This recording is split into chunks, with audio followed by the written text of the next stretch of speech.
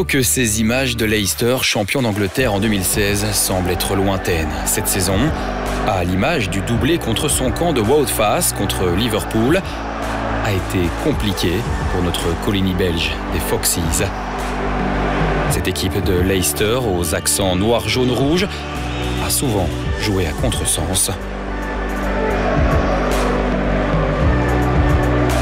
Pourtant, tout avait bien commencé via ce but de Timothy Castagne lors de la première journée de championnat.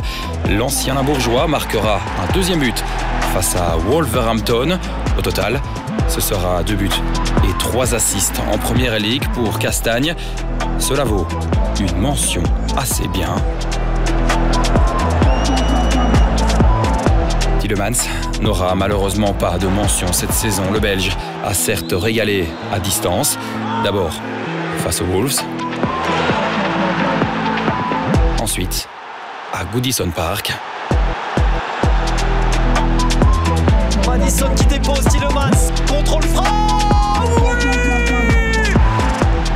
Mais l'ancien Anderlechtois n'a jamais réussi cette saison à prendre les choses en main quand son équipe était en difficulté.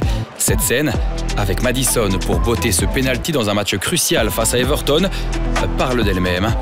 Un raté qui coûtera cher aux Foxes au décompte final. Pickford avait bien préparé ses leçons. Pratt non plus n'aura pas de mention. Souvent sur le banc, l'ancien Anderlechtois a tenté tant bien que mal d'avoir un impact sur son équipe. Résultat, ce sera un petit but et 6 titularisations seulement en Première Ligue.